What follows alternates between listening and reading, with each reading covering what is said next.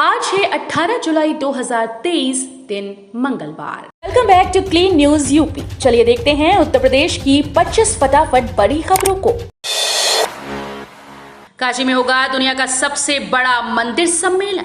काशी में 22 से 24 जुलाई के बीच दुनिया का सबसे बड़ा मंदिर सम्मेलन होने जा रहा है। इसमें 25 देशों के 450 से ज्यादा मंदिर पदाधिकारी भाग लेंगे। हिंदू के साथ ही बौद्ध और जैन धर्म से संबंधित मठ मंदिरों और गुरुद्वारों के पदाधिकारी भी सम्मेलन में आएंगे। इंटरनेशनल सम्मेलन का उद्घाटन संघ प्रमुख मोहन भागवत करेंगे। ये पूरा कार्यक्रम रुद्राक्ष कन्वेंशन सेंटर में होगा। बीएचयू ने स्टूडेंट्स को दिया एक और मौका। बनारस हिंदू विश्वविद्यालय ने छात्रों को एक और मौका दिया। विश्वविद्यालय ने फिर से यूजी एडमिशन के लिए रजिस्ट्रेशन विंडो ओपन कर दी। ऐसे में जिन स्टूडेंट्स ने अभी तक यूजी एडमिशन के लिए रजिस्ट्रेशन नहीं किया, वो बीएचयू की आधिकारिक वेबसाइट bhonline.in के जरिए दाखिले के लिए पंजीकरण कर सकते हैं। विश्वविद्यालय प्रशासन के मुताबिक रजिस्ट्रेशन करने की लास्ट डेट 23 जुलाई 2023 है। उत्तर प्रदेश पुलिस सिपाही भर्ती में आयु सीमा में मिल सकती है छूट। उत्तर प्रदेश पुलिस में 52 सिपाही भर्ती के लिए अधिकतम आयु सीमा की मांग कर रहे लाखों उम्मीदवारों को खुशखबरी मिल सकती है। वर्ष 2018 में निकली यूपी पुलिस सिपाही भर्ती और कोरोना के चलते हुई देरी से निर्धारित अधिकतम आयु सीमा 23 वर्ष से अधिक आयु हो चुके लाखों उम्मीदवारों को उत्तर प्रदेश सरकार की तरफ से छूट मिलने की संभावना है। यूपी को मिला 1.5 लाख प्रधानमंत्री आवास का तोहफा। मुख्यमंत्री योगी आदित्यनाथ की पहल पर केंद्र सरकार ने प्रधानमंत्री आवास योजना के तहत उत्तर प्रदेश को 1,44,220 घरों का अतिरिक्त कोटा अलॉट किया। सीएम ने 18 मई 2023 को ग्रामीण विकास मंत्रालय से उत्तर प्रदेश को अतिरिक्त आवास आवंटित करने का प्रस्ताव किया था।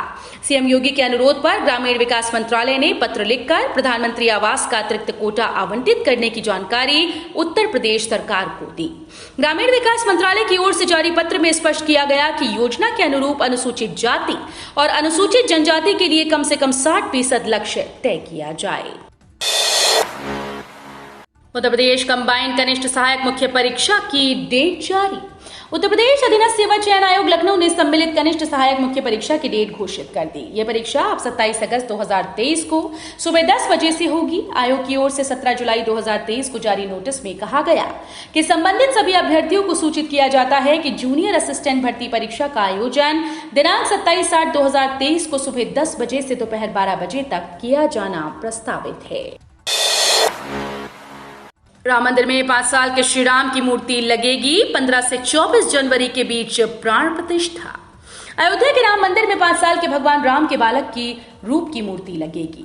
गर्भगृह में मूर्ति की प्राण प्रतिष्ठा 15 से 24 जनवरी 2024 के बीच किसी एक दिन की जाएगी। इस साल अक्टूबर तक मंदिर के ग्राउंड फ्लोर के काम को पूरा कर लिया जाएगा। फिर सिर्फ फिनिशिंग टच बचेगा, वो दिसंबर तक पूरा हो जाएगा। उन्होंने कहा कि ग्राउंड फ्लोर पर प्रभु श्री राम पूरे परिवार के साथ विराजेंगे। अभी तक की योजना में सेकंड फ्लोर में किसी भी प्रतिमा को स्थापित नहीं किया जाएगा, वो केवल मंदिर को ऊंचाई देने के लिए बनाया जाएगा। उत्तर प्रदेश में नेत्र परीक्षण अधिकारी के पद पर निकली भर्ती, जल्द करें आवेदन। उत्तर प्रदेश अधीनस्थ सेवा चयन आयोग ने नेत्र परीक्षण अधिकारी पद के लिए भर्ती अधिसूचना जारी कर दी। भर्ती अभियान के तहत उत्तर प्रदेश में कुल 157 नेत्र परीक्षण अधिकारी की रिक्तियां भरी जाएंगी। इन पदों के लिए आवेदन प्रक्रिया आज से शुरू होगी। उम्मीदवार आधिकारिक वेबसाइट के माध्यम से आवेदन कर सकेंगे। आवेदन की आखिरी तारीख 7 अगस्त है, जबकि 14 अगस्त तक आवेदन में संशोधन किया जा सकेगा। उत्तर प्रदेश में चुनौतियों के द्वार बंद करने की जुगत में बीजेपी। लोकसभा चुनाव के लिए दलों की मोर्चेबंदी के बीच सभी की नजरें सर्वाधिक 80 लोकसभा सीट्स वाले उत्तर प्रदेश पर भी टिकी हुई हैं। यहां बेशक भाजपा सबसे मजबूत स्थिति में है, लेकिन जातीय समीकरणों की चुनौतियों को नजरअंदाज करने का जोखिम नहीं उठाना चाहती। सुहेलदेव भारतीय समाज पार्टी को फिर से राजग में शामिल कर पूर्वांचल को साधने का मजबूत प्रयास भाजपा ने किया। अब चुनौती 14 लोकसभा सीट्स वाले पश्चिमी उत्तर प्रदेश यानी जाटलैंड की बनी हुई है, जिसे लेकर राष्ट्रीय लोकदल के मुखिया जयंत चौधरी पर सत्ता पक्ष और विपक्ष की नजरें टिकी हुई हैं। लोकसभा चुनाव से पहले अमित शाह यूपी में एक्टिव।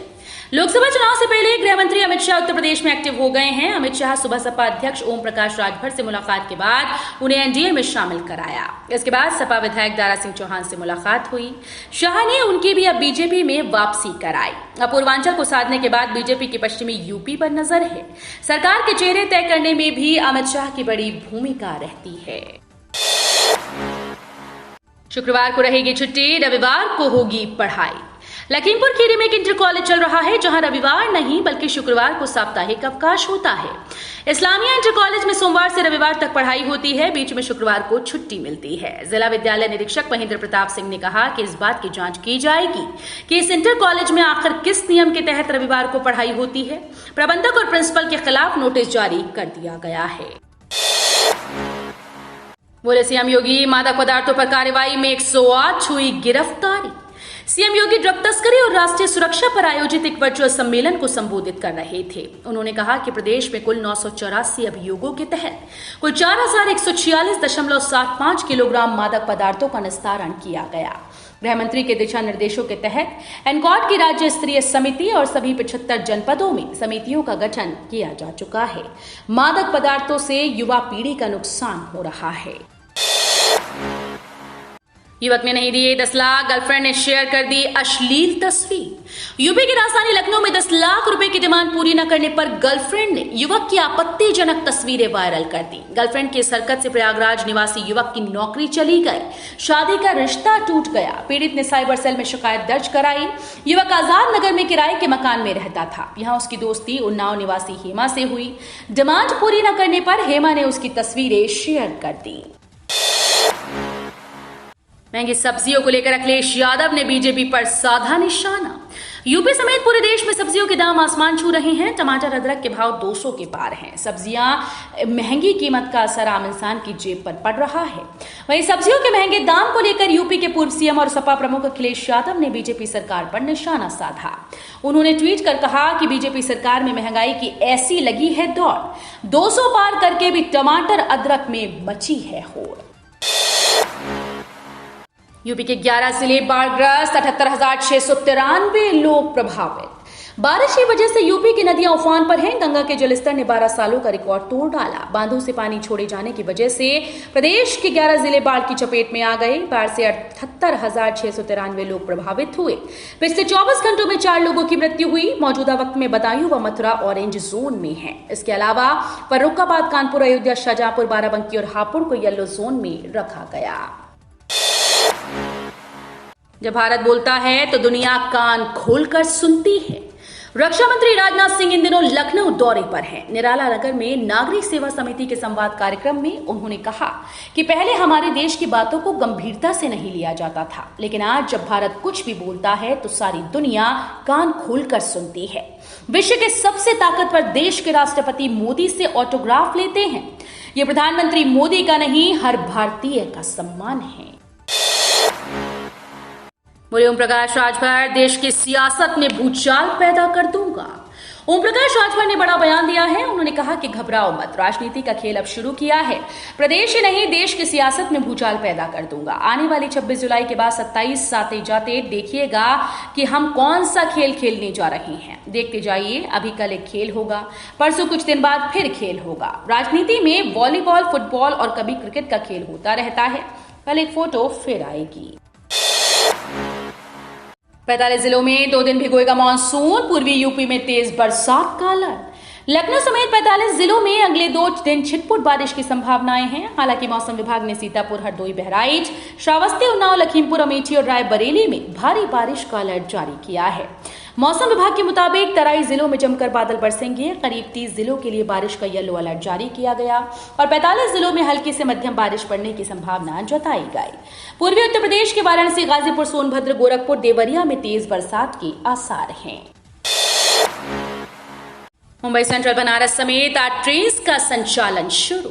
पश्चिम रेलवे की ओर से 8 साप्ताहिक ट्रेन का संचालन शुरू किया जा रहा है। उत्तर मध्य रेलवे के मुख्य जनसंपर्क अधिकारी हिमांशु शेखर उपाध्याय ने बताया कि इन ट्रेन के संचालन से यात्रियों को काफी सहूलियत होगी।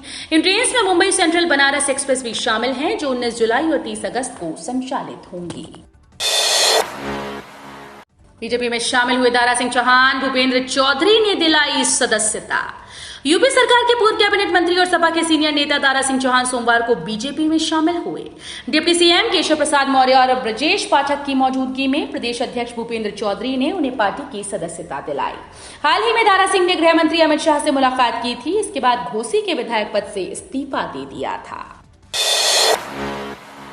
सहारा इंडिया में फंसा लोगों का पैसा अब वापस मिलेगा। सहारा इंडिया के निवेशकों के पैसे लौटाने के लिए केंद्रीय गृह और सहकारिता मंत्री अमित शाह नई दिल्ली में सहारा रिफंड पोर्टल लॉन्च करेंगे। आज सुबह 11 बजे अटल ऊर्जा भवन में इस पोर्टल की शुरुआत होगी।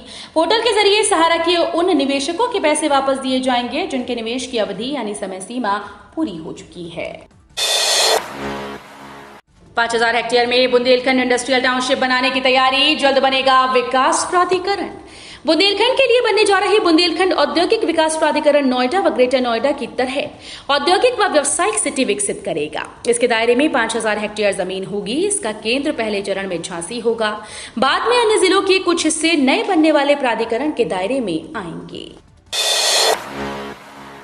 एआरओ बरेली में 12 जिलों के अभ्यर्थियों के लिए 20 जुलाई से शुरू होगी रैली। सेना भर्ती कार्यालय बरेली के तहत आने वाले प्रदेश के 12 जिलों की अग्निवीर भर्ती रैली 20 से 29 जुलाई तक फर्रुखाबाद की फतेहगढ़ छावनी में होगी। यहां एआरओ बरेली के 12 जिलों हरदोई, पीलीभीत, सीतापुर, बरेली, बहराइच, बलरामपुर, बदायूं, फर्रुखाबाद, लखीमपुर खीरी, संभल, शाहजहांपुर और श्रावस्ती के पहले चरण में चयनित अभ्यर्थी इस भर्ती रैली में शामिल होंगे। इनमें Agniveer, general duty, clerk, store keeper, technical और ट्रेड्समैन पद के लिए 12 जिलों के करीब 10,000 शॉर्ट लिस्टेड अभ्यर्थी रैली में तय तारीख पर शामिल होंगे। केंद्र सरकार जल्द देगी अपने कर्मचारियों को खुशखबरी, डीए में हो सकता है इतना इजाफा। केंद्र सरकार सरकारी कर्मचारियों को जल्दी खुशखबरी दे सकती है। बीते दिनों में कई राज्य सरकारों ने महंगाई भत्ते में बढ़ोतरी की। इसके बाद अब केंद्र सरकार भी महंगाई भत्ते में वृद्धि कर सकती है। एक रिपोर्ट के मुताबिक केंद्र सरकार अपने कर्मचारियों के लिए डीए में 4% की बढ़ोतरी कर सकती है। 4% बढ़ोतरी के बाद डीए बढ़कर 46% हो जाएगा। कभी डकैतों के नाम से मशहूर चंबल में अब बनेगी डॉल्फिन सफारी। कभी डकैतों के नाम से मशहूर चंबल में अब डॉल्फिन सफारी बनेगी। इससे चंबल को इको टूरिज्म हब के रूप में विकसित किया जाएगा। उत्तर प्रदेश वन विभाग ने इस संबंध में एक परियोजना राज्य सरकार को भेजी। राष्ट्रीय चंबल अभ्यारण्य के अंदर इटावा जिले के सहसो क्षेत्र से बहने वाली नदी का 20 किलोमीटर का हिस्सा डॉल्फिन संरक्षण के लिए विकसित किया जाना तय है। आगरा और इटावा जिलों के हिस्सों में चंबल नदी के आसपास मौजूदा राष्ट्रीय चंबल अभ्यारण्य प्राकृतिक परिवेश में घड़ियाल, कछुआ और पक्षियों का घर है। अब यहां डॉल्फिन सफारी बनेगी। अभिषेक बच्चन प्रयागराज सीट से लड़ेंगे लोकसभा का चुनाव। सफाई में सपा के ट्वीट से उलझी सियासत। समाजवादी पार्टी के ट्वीट से संगम नगरी प्रयागराज की सियासत उलझ गई। बॉलीवुड एक्टर अभिषेक बच्चन के लोकसभा चुनाव लड़ने की खबर को समाजवादी पार्टी ने खारिज कर दिया। सपा के मीडिया सेल ने ट्वीट कर सफाई पेश की। बता दें कि प्रयागराज सीट से जया बच्चन के बाद बेटे अभिषेक बच्चन का नाम उछला था। सपा नेताओं की तरफ से खंडन के बाद अब मीडिया सेल का भी बयान आ गया है। तो ये थी आज की 25 फटाफट बड़ी खबरें। अगर आपको न्यूज पसंद आई हो तो वीडियो को लाइक और शेयर जरूर करें। धन्यवाद।